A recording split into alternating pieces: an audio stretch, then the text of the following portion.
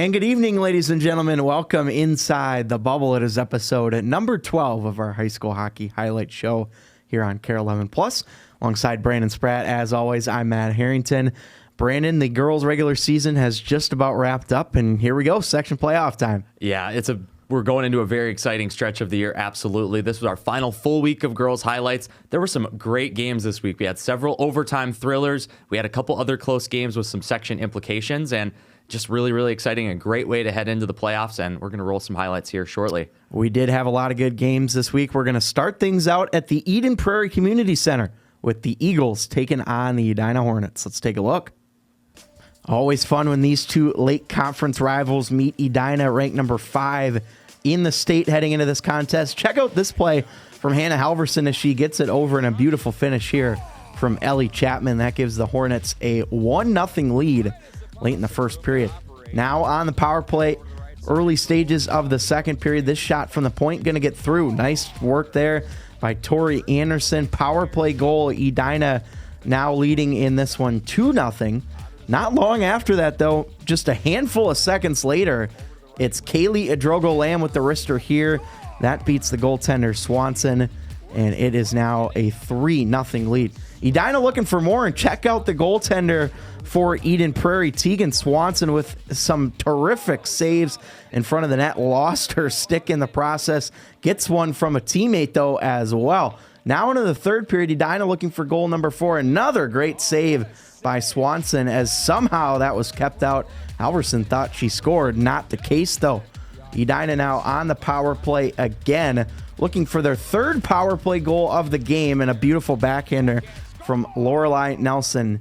That was the third Hornet power play goal. They go on to win this one in convincing fashion, 4-0. Big battle here in Section 6AA. Blake traveling to visit Benilde St. Margaret's. We picked this one up in the first period. Good feed to the slot. Ellie Stewart able to settle it, but Janie McGaughan, a nice save. She's been big in goal for Blake this year, as has the 9th grader. Another chance here later in the first period. Bailey Gray's going to skate it up. Oh, a little pick play there at the blue line. Gray gets the shot on goal. Kendall Hassler gets to the front of the net and buries it. Red Knights go up by a goal. We take you later in the first period here. Now it's Blake on the attack. Puck's going to work back to the point. Watch Sam Brose out front. Great tip coming in here. Oh, what a save by Rooney to shut the door there on the tip. We take you late into the first period on the power play for Blake, or for BSM rather. They work the puck down low, and Annie Juckness hooks up with fellow co-captain Abby Garvin, and BSM up by 2 goals late in the first period. Blake with work to do. We take you to the second. Callie Arthur gets a breakaway early in the frame, but Mia Rooney, a nice save there to keep it at 2-0 for the Red Knights. However, later on this shift, Blake's going to get one back. They just get bodies and pucks to the net. Eventually comes in from Wethington, and it's just pushed over the line by Susie Higuchi, who gets Blake on the board. This is the next shift for that top line that was so good in this game for the Bears. Higuchi to the front. It's loose, and Sam Brose cleans it up there in the crease. This game is tied at 2. And now BSM on the power play late in the second period here. Abby Garvin gets herself to the front of the net again. That one just ricochets in, and the Red Knights take a 1-goal lead on her second power play goal of the night. A late second period here. Top line for Blake back out there again. Higuchi hands it off to Brose. Watch this power move here. Sam Brose gets it to the front of the net, buries her second of the period, and we head to the third tied at 3. Early third period now. Look at the move here by Susie Higuchi. What a snipe as well. She puts the Bears on top 4-3. Was down for a little bit after this play. Fortunately, though, would come back later into the third period. Benilde now on the power play, looking to tie the game, and they would. Abby Garvin gets her third power play goal of the night. Hat trick for the senior, and the Red Knights tie it at 4. But now it's Blake's turn on the power play here. Higuchi picks up a loose puck off the wall, and she has a hat trick of her own. Susie Higuchi puts Blake up 5-4. She would hit the empty net to make it 6-4, but watch this here as BSM trying to tie it late. Watch the ricochet. It hit the post, walked the goal line, and somehow did not go in. Blake holds on. I mentioned Higuchi added an empty net goal. 4-goal game for her. Blake wins 6-4. Orono taking on Holy Family in Hockey Night in Minnesota. Former conference rivals squaring off in this one. And we'll take this in the second period, still scoreless, and a beautiful shot here from Haley Box, the freshman for Holy Family. That gets the party started for the Fire as they go up 1-0. Chance for Orono to equalize about 2 minutes later, and they do. Macy Rasmussen with the finish. Orono has tied things up in this game. We take it now the other way. Take a look at this chance from Helmstetter, and a great save made there by Dahl. That keeps this game at 1-1 as we go into the second period. Now into overtime, and check out Zoe Lopez in front of the net here. She gets the rebound, an easy finish home, and that is a huge win for Orono. 2-1 over the Holy Family Fire. And heartbreak continues for Holy Family as they have lost, of their 6 games, 4 of them in the extra session this year. They're going to have a tough road to the state tournament with Minnetonka in their section, but nonetheless should be fun section playoff for them. They lose 2-1. We head up to the Heritage Center in Duluth. This is another battle of section teams between Elk River and Duluth. And this is first or second period. We pick it up, and Duluth's on the board here. Grayson Shipper tips that shot in from Grace Caracas at the line. Puts the Northern Stars up by 1. Look at this move, though, by Abby Hansberger. Oh, absolutely filthy, and a great backhand finish to boot. Hansberger ties the game up there for the Elks in the second period.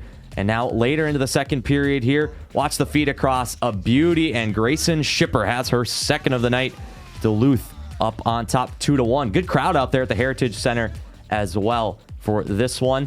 Now in the third period, we're late third period as well. And Carly Humphrey ties the game up for Elk River. Zimmerman ties this one at 2, and that's how it would finish. These teams will rematch, though, back up in Duluth in Section 7 AA quarterfinals. Stillwater, Edina, both top 11 teams in the KARE 11 top 11.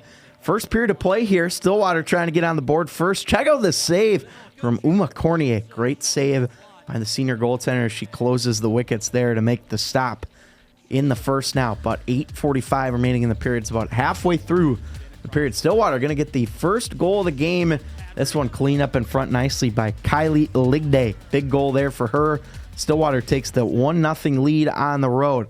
And look out here. Turnover, and Hannah Halverson going to make the Ponies pay for that one as she tucks it in clean. Beautiful finish from Halverson. Edina ties the game at 1. Now we go into the second period still. Edina looking for more, and they get it. A great patience in front of the net there by Lorelei Nelson. Another goal. Edina goes up 2-1. Another good save here, though, right off the face-off, trying to catch Cornier off guard. A big save, though, there, and this game's still 2-1 late stages of the second period. Now we go early third period. A chance for Edina the other way, and a nice finish here from Lauren Zawoski. As she gets the goal, Edina goes up 3-1 in this game. Stillwater, though, not going away. And check out Josie St. Martin. Dangalicious here. Not able to finish, though. Great save made by Cornier. And congratulations to Uma Cornier as Edina wins this one. And Uma Cornier becomes the first player in State High School League history to reach 100 career wins. A historic mark. She's already the winningest goalie of all time, and she gets another one here. Congratulations to her. Hornets win this one 3-1. Holy Angels and Eden Prairie wrapping up their regular seasons on Friday night at the EP Community Center. We picked this one up in the second period, and senior Paige Holt rings the post and goes into the net. 1 minute into the period, and Eden Prairie on the board first. We pick this one up now late second period. Stretch pass here to Bella Lemire, and that's going to be put just wide. Goaltender didn't get a piece of it. Lemire just missing the net there, but we're going to put that one on repeat. Watch this. It looks almost identical. Mason Mullen gets the stretch pass, and she does not miss. Good finish by Mullen. Stars tie it in the final minute of the second period. This was a good one out at EP Community Center on Friday night. Check out Audrey Garton here. Look at the nice moves. She's going to get her way to the slot, but nice save there by Riley Lorton, the other goaltender for EP. They have a couple young goaltenders that are pretty good to look out for the future. We pick it up in overtime. Good initiation there by Streed. That one's going to be knocked down off the shot from Holt. Jordan Hirsch on senior night finishes it off. Eden Prairie, a big overtime win over the top 5 single-A Stars, and the Eagles get their 10th win of the regular season. They will finish 10-15 heading into that difficult Section 2 AA. Yeah, Holy Angels, first time this year they've lost 2 consecutive games. Hockey night in Minnesota again here on Saturday afternoon between Hill, Murray, and Edina. And check out Maple Grove trying to get the chance, but Grace Zahn, the goaltender for Hill, Murray, sliding over to make the save. Still scoreless in this one here now in the second period. A good chance out front for Hill, Murray, and a goal as they stick with it. It's Chloe Barine who gets the goal. It's 1-0 in favor of the Pioneers.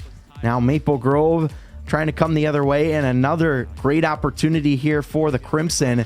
And Grace Zahn with another terrific save. Actually, a couple there, it looked like, for Zahn. And she keeps this one at 1-0. Now check this out for Hill Murray. Back the other way. Big rebound chance in front and a good save made by the goaltender once again. That's Danny Strom, of course, for the Maple Grove Crimson. And then Hill Murray looking for their second goal of the game here, and it's put home. It snuck through the wickets there of the goaltender Strom, and it's 2-0 in favor of Hill Murray. Emily Pohl, the 8th grader, on that goal, by the way, for Hill Murray. And now here's a chance for Hill Murray. Again, nice pass over and a good finish from Casey Senden. That makes it 3-0. Hill Murray taking control of this game. But Maple Grove not going away yet as this one bounces around. Look out. Great save there by the defender in front to keep it away. And it's still 3-0. And this is in the third period now as Maple Grove still looking to get on the board. And they do here. This one's going to be tipped in front by Elle Olsen.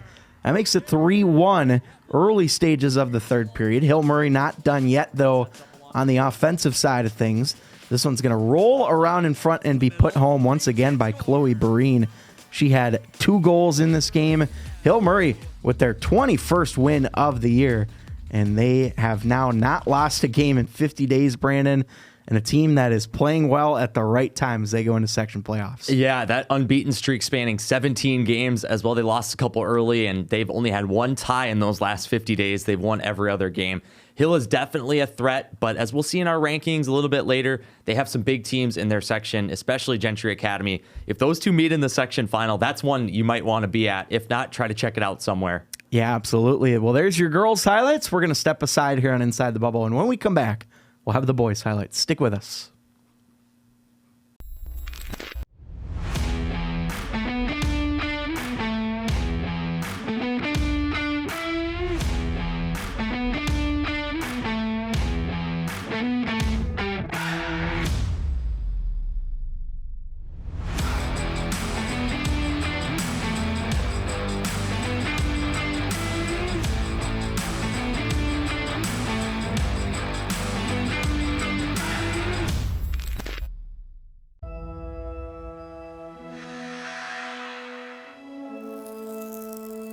Behind every world-class athlete,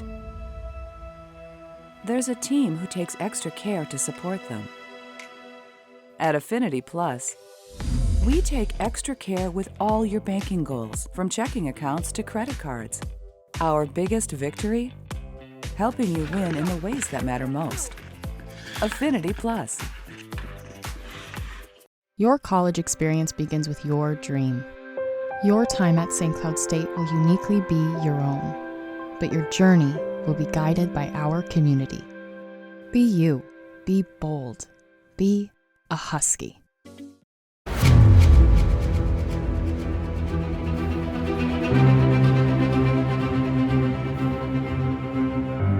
What if there was a place where everything was hockey?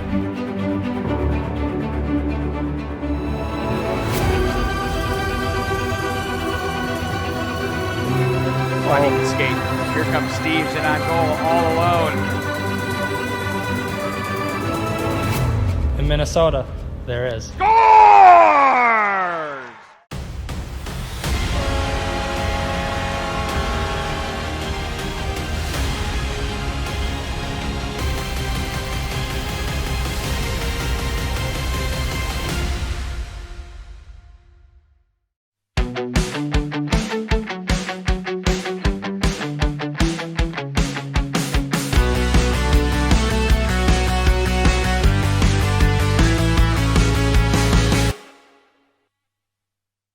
Welcome back to Inside the Bubble. It's now time to take a look at the boys' highlights for the week. We start you out at the St. Croix Valley Rec Center as Eden Prairie takes on Stillwater. Pick this one up early in the first period, about 5 minutes in. Eden Prairie in the black sweaters. They break the puck out here. Cole Satterdahl picks it up, works his way inside. Oh, nifty move, and picks the top corner. Eden Prairie leading 1-0 in this one. Now we go later in the first period here. Stillwater's turn to go the other way. Ben Peterson feeds it through the middle. Full head of steam for Ethan Bernier, and that long wrister finds the back of the net. We are tied up at 1. Later in the first period here, a high-scoring affair at the St. Croix Valley Rec Center. It's going to be turned over here by the Eagles, and breaking in, look at Roski. He's right on it to pick up that loose puck. Short-handed goal, nice move there. Daniel Roski puts Stillwater up 2-1. Cole Satterdahl with the turnover there, but he's going to make up for it here with his second goal of the first period. Look at Satterdahl work his way to the front of the net and beat Thomas Anderson.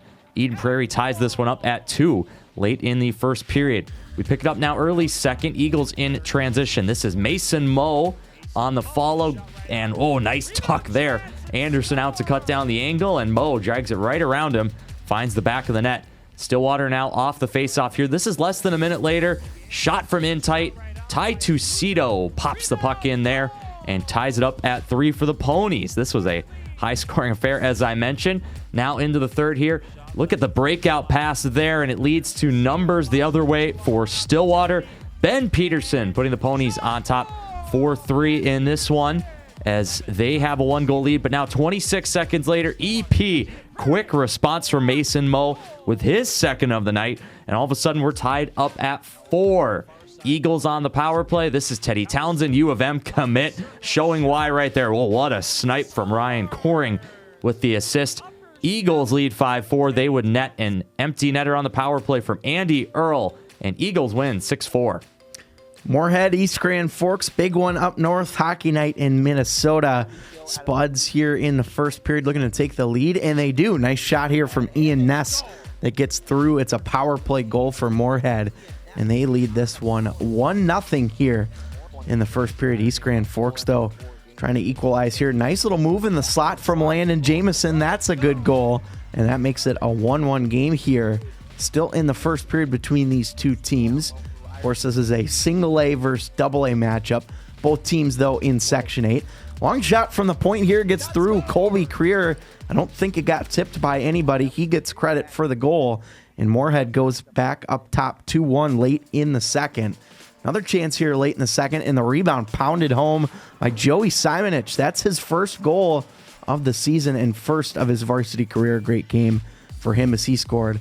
Just a few seconds later, though, the other way, Aaron Ryerson wide open on the rebound gets the goal. That's 3 goals in 2 minutes and 10 seconds to close out the period for Moorhead as they go up 4-1 in this game. Of course, though, East Grand Forks has come back from deficits like this before, trying to do so here again. Brock Schultz with a nice goal. He's been a stud this year for the Green Wave. East Grand Forks down 4-2 now. Middle stages of the period. That one is loose in front. Rebound is put home there by Chase Moe, number 29 in white, 4-3. But then Moorhead answers the other way. This is a short-handed goal here for Aaron Ryerson, his second of the game. That's the final 5-3. Moorhead picks up a big win, their 10th of the year. Back out to the St. Croix Valley Rec Center, this time for Matamidi. This, of course, the home barn of both the Ponies and the Zephyrs. Late second period here. Nice feed backdoor by Corey Bomert, and it's finished off by Charlie Drage. Matamidi on the power play leads 1-0 in the final minute of the second. No surprise to see a low-scoring game between these two teams. STA, though, gets to the net. They tie it in the third here. Cole Braunhausen finishes it off, and then 46 seconds later, this one's going to look pretty similar here. STA breaks it out. They're just going to get a puck to the net and go to work. Rebound here, finished off by Jordan Tackney, and STA takes a 2-1 lead. Tommy Cronin nets the empty netter late, and St. Thomas with a big win here over Matamidi, 3-1. Minnetonka taking on Wayzata. Big one here in the late conference, and of course, both these teams ranked in the KARE 11 top 11. Pick this one up early first period or middle first, and Britton Alstead gets the bounce. It finds his stick and goes into the back of the net. Wayzata on top 1-0, trying to hand the Skippers just their third loss of the year if they could pull it off. Minnetonka power play here. Nice work across and the beautiful finish from John Stout. Big shot there makes it 1-1 here in the second period. And we take this one the other way. Minnetonka, and look out, here comes Minnetonka, and boom, what a snipe from Hagen Burrows. That makes it 2-1 in favor of the Skippers. Beautiful shot there. Looking for more is Minnetonka. Check out this chance in front, and again, tough there for Ingeman to get anything on it. Alex Lunsky with the goal. 3 unanswered for the Skippers as they lead 3-1. Of course, though, Wayzata not going to go away without a fight. This one here from the point gets through. Luke Miller on the goal. The D. St. Hubert brothers on the assists there on that power play goal, though, as Minnetonka now final minute of the period. Great save from Ingeman. He makes another, but the third is going to go through as it's Ashton Schultz who cleans up the rebound. 4-2 Minnetonka leads. That's how this one ends as they pick up their 18th win of the year. 2 historic programs battling at historic Aldrich Arena. It's Edina and Hill Murray locking horns on Friday night. First period here, Caden Morgan works down to the high slot and beats Jack Erickson into the top shelf. Edina leading 1-0 in the first period. Pick it up here in the second, and it's Lucas Mann who's going to get it here. Ingebrigtsen to Mann. Great feed to the back door, and Jackson Reeves finishes it off. Pioneers tie it at 1. We go late into the third period now, and it's Edina breaking the puck out here. This is a tie game late, but watch Jackson Nevers go to work. And a beautiful wrist shot all the way through beats Jack Erickson. That would be enough for the Hornets to come away with the win. However, Hill Murray with a chance late. Watch Robbie Klarkowski in goal here. The big save off the elbow. Hornets managed to clear it down the ice, and they'd hold on for the 2-1 win. They would then win 2-1 the following night as well, as these teams play a home and home. Buffalo and Minnetonka, the Bison have had some good wins recently, knocking off Rogers and Wayzata. Tall task, though, here against the Minnetonka Skippers on the road. This shot going to be tipped in front by Sam Sheets. He gets the goal, and the Skippers go up 1-0 with 10:26 to go in the period. Not long after that, though, here's a chance for it, Minnetonka. And check out this chance, and a great save made there. That keeps this game at 1-0. That was another prime opportunity for the Skippers. They had plenty of chances in this one. Later in the first period now, here's a nice shot from Luke Gary. That's a big one there for the Skippers as they take a 2-0 lead into the first intermission. Early second period now. So Minnetonka looking to make it a 3-0 game. Alex Lunsky with the breakaway, and he finishes nicely there. 3-0 lead now for Minnetonka, and Gavin Gary with the primary assist on that goal. As a nice sequence in front here, and it's finally put home as well by Luke Gary, his second of the game, makes it 4-0. In the third period now, this one's going to bounce around. Oh, tough break for the Bison as Gavin Gary gets the goal, and the Gary brothers having a great game in this one for the Skippers. 5-0 at this point. Minnetonka not done yet on the scoring. Beautiful tip in front from Lunsky. He had a pair of goals as well for the Skippers, who win this one in convincing fashion, 6-0 over the Buffalo Bison. And Brandon, Buffalo had a couple of good wins this week, but only manufactured 8 shots on goal. That's a good Minnetonka team they're playing against, though. It is, yeah. You get to call 2 Minnetonka highlights there. They got a couple big wins over Wayzata and Buffalo. They're rolling right now. Buffalo, a little bit of a setback after they beat Wayzata and Rogers. A couple big wins for that program, of course, to sort of announce their arrival in Section 8 AA. But Minnetonka is really on a roll right now. They got another big game coming up this week that you'll see in our upcoming network games. Don't want to spoil that one yet, but they got a big one this week. They do have a big one indeed. We're going to step aside here on Inside of the Bubble. We'll be right back.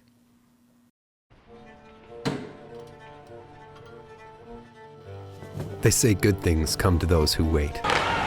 But greatness, that's a different beast.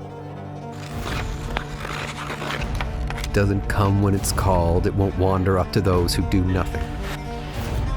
You have to bait it with the sweat you leave on the ice. You gotta push through the pain, smile through every ache, and suffer every shift.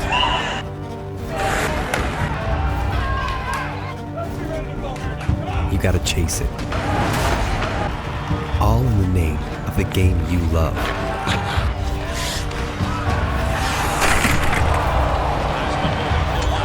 Because greatness comes to those who take it.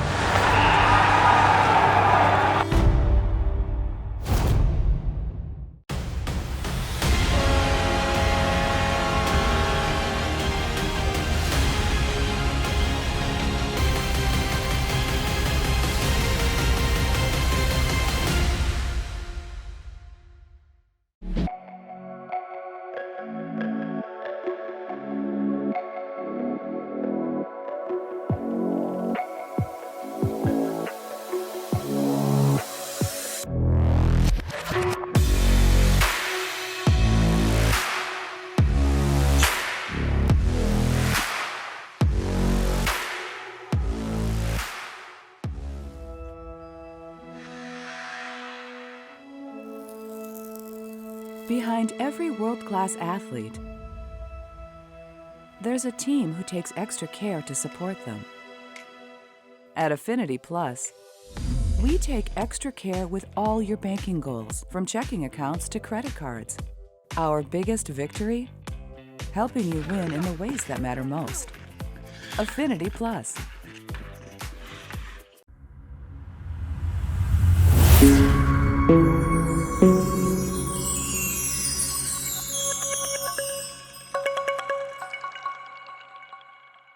We're back this week with a Coach's Corner segment with Pete Wagner. He had a chance to catch up with Orono Spartans girls head coach Larry Olimb, the War Road native, former Minnesota Golden Gopher, and professional hockey player.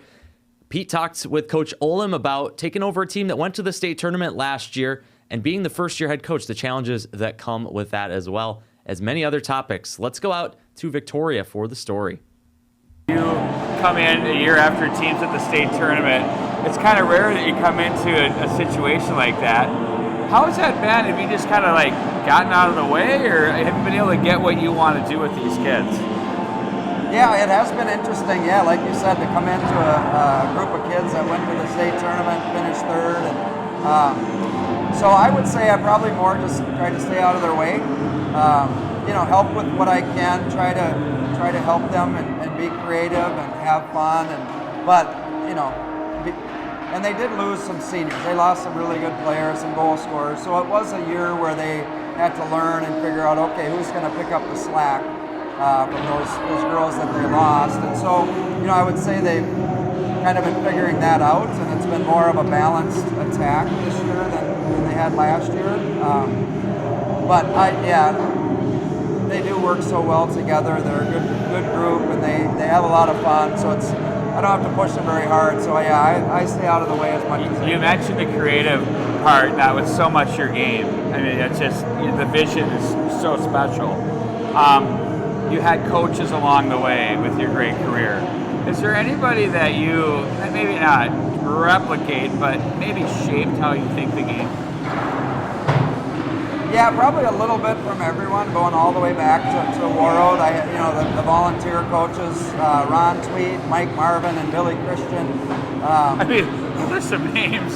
Yeah, it's growing up in War Road. It was a luxury, and we had good hockey people around us. And Bill Christian, as an Olympic gold medal winner, who just a wonderful person. And so you learned a lot of the game from him. Even watching as a kid, he was still playing War Road Lakers, so watching him was a learning experience. And then at the U of M, Doug Woog was a wonderful coach, and I would say he taught me more about coaching, looking back, and how he run practices and do drills and what he was looking for. And he and Bill Butters and Jack Blatherwick, I would say Jack and Doug, although very different in the way they coached, they were very much kind of European mindset. Like, we want to have the puck and control the puck, and so the hardest thing to coach is to coach the kids offensively to be moving without the puck, right? And that's that creativity. And like for me as a player, all the success I had was because I was playing with good people who were getting in good positions. So it was it's a balance there of being able to be a person that can make a good pass and a good play, but you need the teammates thinking like you do. Growing up in War Road, all the way through college to pro to here, what would you say hockey has given you now as a coach, a parent of kids, all of that? Have you looked at the game a little bit differently than maybe when you were a kid and growing up and playing and getting older? Yeah, you certainly do. I think much more of the social aspect of it, because as a kid, playing, it's just fun.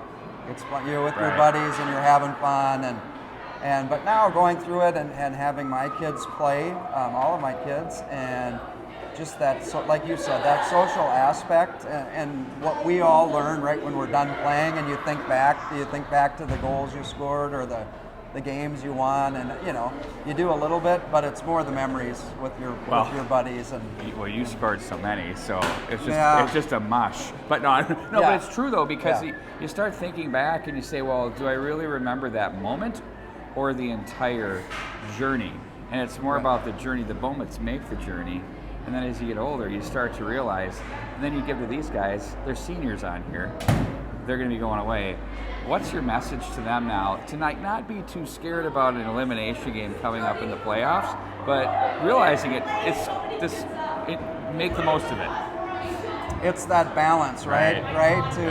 To say, hey, make the most of it.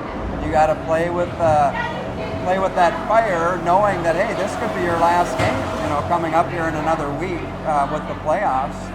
So having that passion and that fire and playing with that energy from the start without making them nervous, right? And that's a fine balance. And I think, to be honest, with this group of kids, it's a lot of it's them. They just get it, they understand, and I have told them throughout the season, because I learned it too, like, just because you're a freshman doesn't mean you're going to get another chance, right?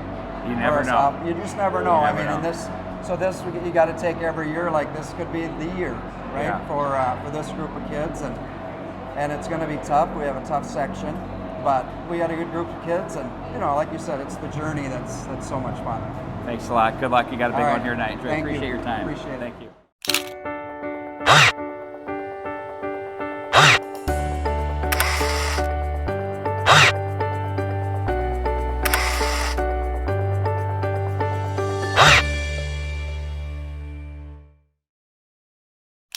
Welcome back to Inside the Bubble. It's time to take a look at our Care 11 top 11s for the week. We're going to start with the boys single A rankings this week, and not many changes no changes at all in the top 5. War Road, Hermantown, Orono, Mahtomedi, East Grand Forks stay the same. After that, there's a lot of shuffling. Hibbing Chisholm is up to 6, New Ulm up to 10, Detroit Lakes and Northfield fall, as well as Rock Ridge, so 7, 8, and 9 all falling. And then a new team in at number 11, Monticello, is 13, 7, and 1. Take us through these a little bit, Matt. Yeah, I mean, no surprises here, at least in the top 4. East Grand Forks did lose a couple of games this week to some tough teams, including Grand Forks Central out of North Dakota. Of course, a little rivalry action there. Hitting Chisholm 1, but a lot of losses really in the top 11 this week. Mahtomedi had a couple of tough games. Detroit Lakes, Northfield, Rockridge all lost at least one game this week. New Ulm took care of business in their conference, so they go to 19-2-1. And then, of course, Monticello, they've been having quietly an under-the-radar team that I think deserves a little bit of love, and they could be a team to watch come section time. Absolutely, and now we'll look at boys double A as Minnetonka and Edina stay at 1 and 2. They'll stay there. Chan is in place at 3. Rogers got a big win over Maple Grove, so they go ahead of the Crimson at the 4-5 slots. And over there at 6, so a big Northwest Suburban contingent at 4, 5, and 6. Wayzata and BSM fall a couple spots after losses this week. Lakeville South holds station at 9, STA up 1 spot to 10, and Holy Family is back in at 11. Yeah, good to see the Fire back in. They've won 8 in a row, so they've been playing some really good hockey right now. Meanwhile, Wayzata, we talked about a little bit. They had that 5-game winless streak. They snapped that, of course, with their win over Grand Rapids on Saturday. But, Rogers looked really good against Maple Grove, and that's why you see them all the way up to number 4. Chanhassen taking care of business as well since their loss to Benilde St. Margaret. So, things starting to figure themselves out a little bit. I know we still got a long way to go, but and yeah, St. Thomas Academy is looking good as well. I think there's a lot of teams really though with that 5-6 losses kind of in that category, but I think right now Minnetonka clearly the number one team in boys AA. Absolutely. And now we'll send it over to the girls rankings. We'll start with single A. And Matt, this is our final rankings as the regular season should have ended yesterday. We have a few games to come in early this coming week because of reschedules and whatnot. But these will be our final rankings as the regular season ends. Yeah, final rankings of the season, Brandon, and Warroad. Just 3 losses on the year as they finish with another 20-win season. Proctor Hermantown at 2. Orono, a big win over Holy Family, so they go up to 3. Simley State's put at 4.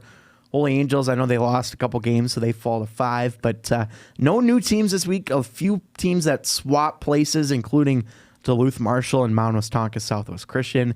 And, of course, Mankato East and Crookston as well.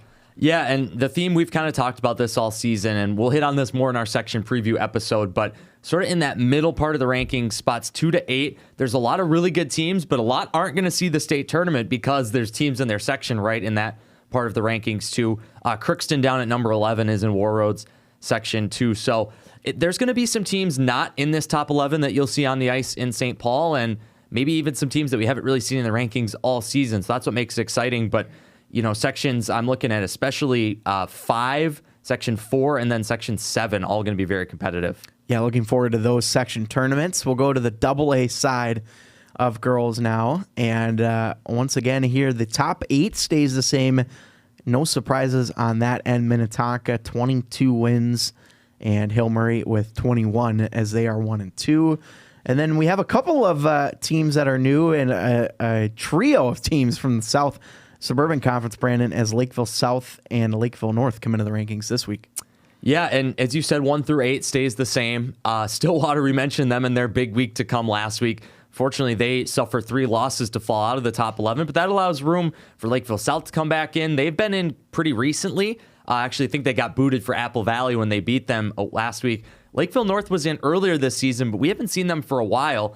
They had a head-to-head win over Apple Valley that brings them back in. So just kind of hard to sort through those South Suburban teams. They've all kind of beaten each other here a little bit. So they'll make up the back half of the top 11. And then 1 through 8, things holding pretty steady. No upsets there this week. Hill Murray still with 1 game to go. And obviously all 4 of those top 4 teams with 21-plus wins. That's really the cream of the crop in girls AA this year. I think the state tournament winner is going to come from those 4.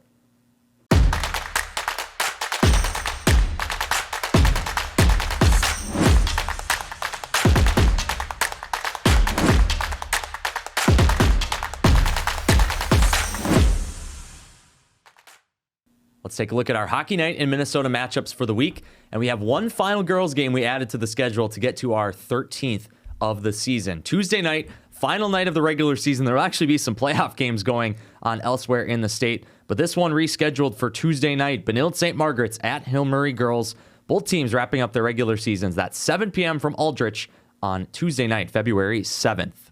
And then on Thursday night, we'll head out to the Suburban East Conference for a little rivalry action here between Woodbury and Eastridge. And boy, they love their 7:30 starts at Eastridge, don't they, Brandon?